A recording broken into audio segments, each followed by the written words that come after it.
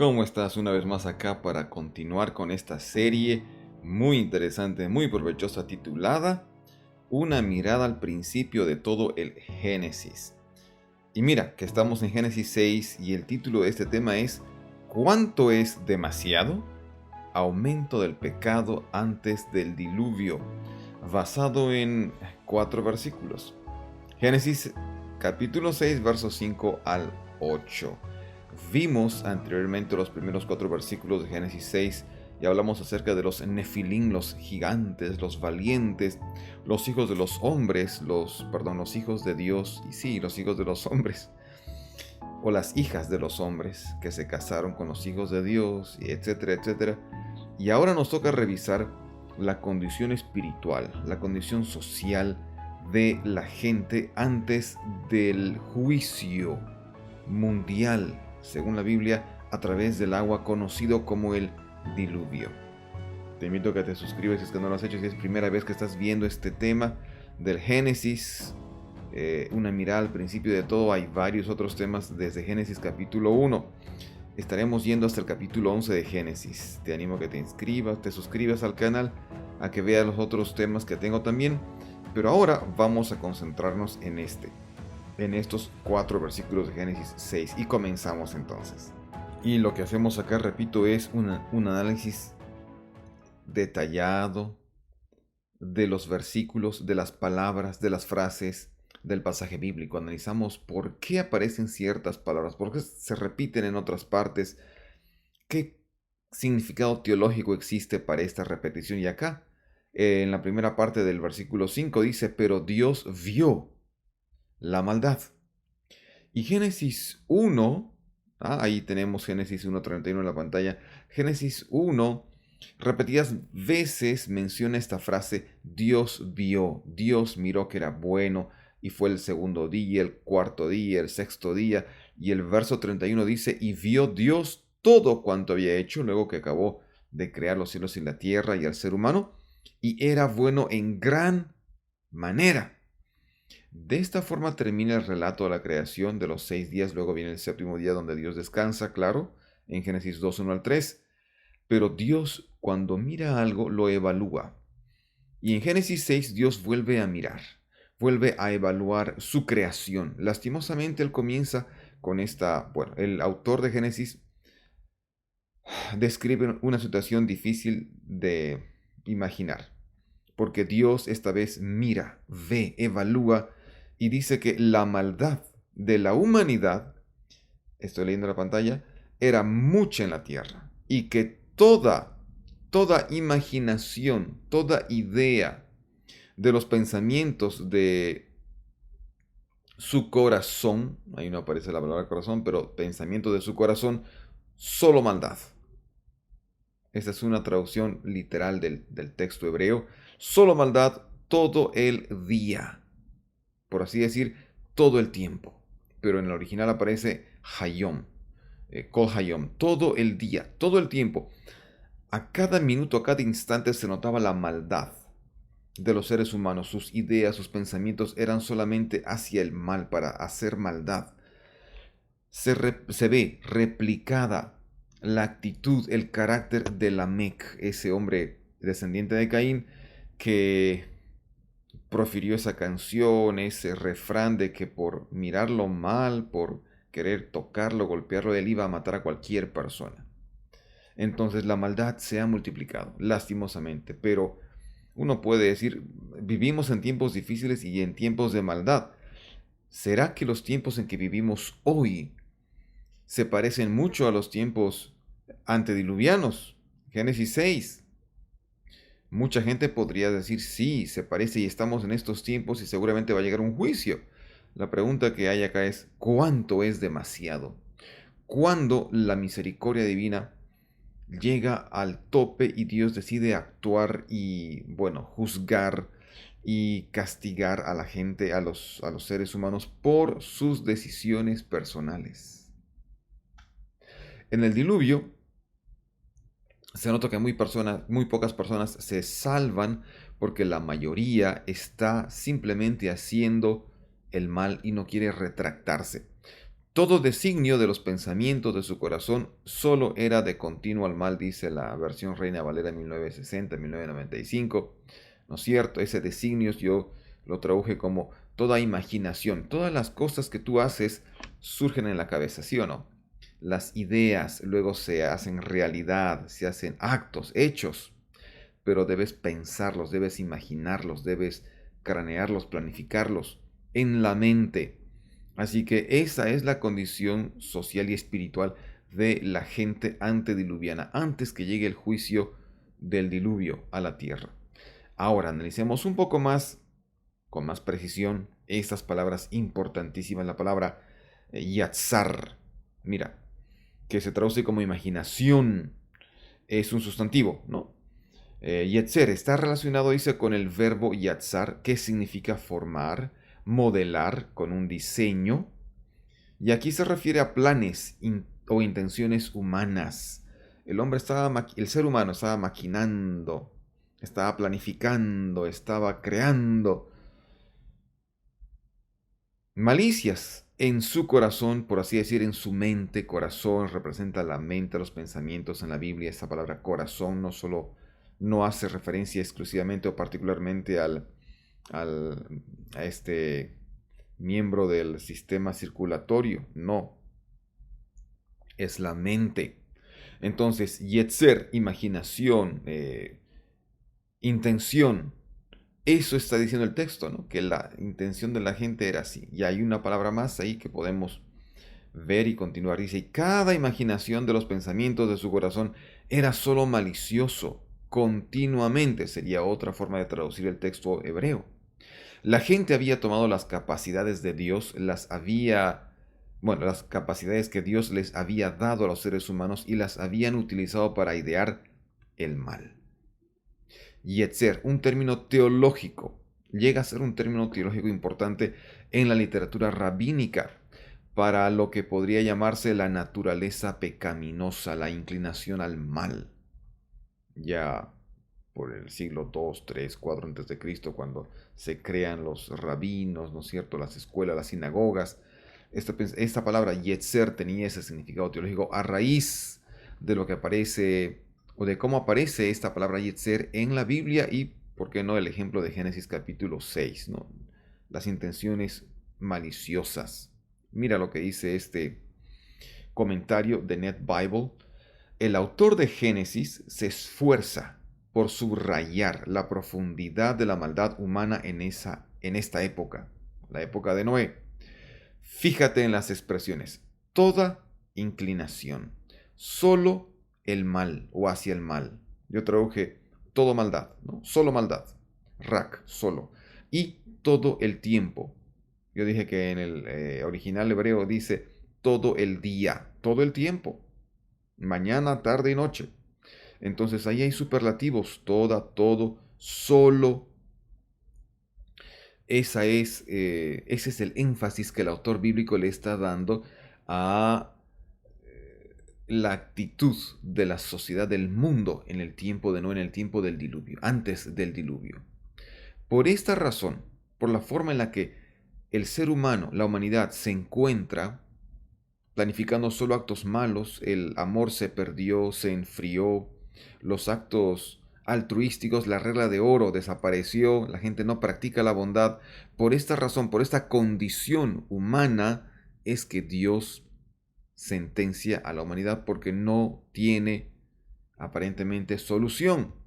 Y vamos con el siguiente versículo que también es polémico, es importante traducirlo correctamente. Y yo hice una traducción personal acá. Génesis 6:6. Y se lamentó el Señor de haber hecho a la humanidad en la tierra. Y su corazón, los pensamientos de Dios, ¿no? Su corazón estaba profundamente angustiado. Hay dos palabras que van juntas acá en este pasaje que no tenemos que separarlas. Naham, la palabra lamentó, que se traduce muchas veces, se mal traduce, se arrepintió. Y relacionamos muchas veces ese arrepentimiento con pecado, ¿no? Y no tiene nada que ver acá pecado con el dolor que Dios siente, porque este lamento de Dios se relaciona con la angustia profunda que Él siente en su corazón. hay una descripción poética de las emociones de Dios. Dios está angustiado, está perplejo. Sus emociones están alteradas. Dios siente. Dios tiene emociones, según este versículo. Dios no es piedra, no es roca, no es un Dios que no tiene sentimientos, que no escucha, que no entiende y que no siente. Ese es Dios. Dios, por eso dice la Biblia, puede comprenderte, puede entenderte, puede sentir lo que estás sintiendo, porque Dios tiene emociones y expresa sus emociones en este caso. Mira, hay un versículo importante para recordar. Uno está en Números, otro está en 1 Samuel 15:29. Dios no es hombre que tenga necesidad de arrepentirse porque no peca. Él nunca peca y por lo tanto nunca necesita apartarse de las malas acciones. Entonces, la traducción que hay en Génesis 6:6 de la Reina Valera 1995 y otras, y Dios se arrepintió, ¿no? Y Jehová se arrepintió de haber hecho a la humanidad o al hombre. Yo estoy usando acá el lenguaje inclusivo, por eso pongo la humanidad, porque hace referencia no solo al hombre, sino al hombre y a la mujer. ¿Está bien? Esta traducción se arrepintió no es la mejor porque podemos confundir arrepentirse con estar en pecado y tener que apartarse del pecado. Por eso una mejor traducción es lamentarse. Sintió dolor, sintió pena. Acá, sin embargo, dice, desde la perspectiva limitada del hombre, Dios parece cambiar de opinión respecto a ciertos actos. Y Dios cambia, Dios tiene el poder de cambiar, de decisión, de juicio. La historia de Jonás es una historia interesante en la que hay un juicio y una profecía que en 40 días la ciudad de Nínive será destruida, pero porque todo el pueblo, dice todos, y los animales y todos muestran lamento, angustia, y se arrepienten, Dios no destruye Nínive. Y por eso el profeta Jonás se lamenta y dice, yo sabía que tú eres Dios bueno, que te arrepientes del mal, que bueno, no quieres hacer daño al pecador porque cambias de parecer. Dios puede cambiar si es que el ser humano cambia. Acá hay un asunto teológico, ¿no? El ser humano cambia de actitud, hace cosas correctas y Dios se alegra, se agrada y si había una consecuencia producto de tus decisiones equivocadas, Dios revierte esos posibles resultados, ¿no? No siempre es así. A veces tenemos que vivir en carne propia las malas decisiones, pero Dios está presto para revertir lo malo en bueno. Esta palabra es importante. Naham puede tener uno de 4 significados semánticos. El primero, experimentar dolor. ¿Ya? Dolor o debilidad emocional, sentir pesar. Este es el Naham que podríamos decir que aparece en Génesis 6:6. A menudo en relación con una acción pasada, Dios había creado a la raza humana. Dios vio que todo estaba bueno, pero ahora Dios ve que todo está mal. No porque Él creó malas cosas, sino porque el ser humano se apartó, decidió buscar lo malo. Y al apartarse de Dios, el ser humano termina haciendo el mal. Acá hay varios versículos que tú puedes buscar luego. Una segunda opción sería el significado consolarse a sí mismo. Es reflexivo ese significado, ¿no? Naham, me consuelo. ¿Por qué? Porque perdí un ser querido, digamos. Una tercera posible interpretación de Naham, desistir, repudiar una acción ya iniciada, ¿no? Cambiar de opinión. Y una cuarta, retractarse, ceder o cambiar de opinión al respecto, desviarse de un curso de acción establecido. Entonces, todo esto ayuda a entender por qué a veces en la Biblia aparecen traducciones como Dios perdonó al pueblo, ya no vino la plaga, ya no vino el castigo, Dios se arrepintió. Ese Dios se arrepintió significa Dios se lamentó, le dolió, sufrió el Señor, porque a Dios no le gusta ver sufrir a su pueblo, no le gusta el dolor, no le gusta la muerte. Dios hizo buenas todas las cosas. No te olvides de ese inicio, Génesis capítulo 1. Entonces, la segunda palabra, atzaf, y le dolió en su corazón. ¿Qué podría significar 3 cosas? Ser herido, ahí está Salmo 56:5, tú puedes buscar. Experimentar dolor emocional, estar deprimido emocionalmente y También puede significar estar avergonzado, estar ofendido, hasta el punto de enfadarse con otro o con uno mismo y ejecutar algo en contra de esa razón por la que estás avergonzado o estás ofendido o estás dolido. Entonces, en ciertos contextos, el dolor emocional conduce a la venganza, a la vergüenza, perdón, y o a la ira. Está bien, aquí dice ira.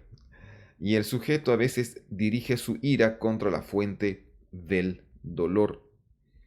Y eso está bien claro en Génesis 37:4. Pero la tercera opción entonces encajaría mejor con Génesis 6:6, porque el pecado de la humanidad no solo hiere emocionalmente a Dios, sino lo impulsa a emitir juicio contra la fuente de su angustia.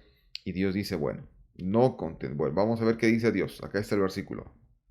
Génesis 6, verso 7 y verso 8. Por eso, porque la humanidad estaba propensa a hacer solo lo malo, maldad sobre maldad, todo el tiempo, todo el día. ¿Está bien? Por eso dijo el Señor, borraré de la faz de la tierra a la humanidad que he creado, desde la raza humana hasta la bestia, hasta el reptil y las aves del cielo, pues me siento triste de haberlos hecho, de haberlos creado, de haberlos hecho. Ahí está la palabra asa.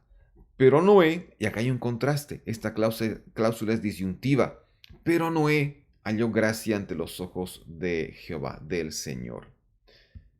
Qué interesante. La cláusula disyuntiva del versículo 8 es un contraste con el juicio divino contra toda la humanidad. O sea, mientras que Dios mira que toda la raza humana está echada a perder, por así decir, Noé es diferente. Y Dios se complace en Noé. Una traducción posible sería esta: pero Noé se ganó el favor de Dios, y cuando te ganas el favor de alguien, recibes beneficios, ¿no es cierto? ¿Y por qué Noé se ganó el favor de Dios? Eso vamos a ver en el siguiente video. Pero tú puedes ir leyendo más adelante, claro que sí. Mira, a menudo el favor, la bondad se obtiene como respuesta a una acción o condición.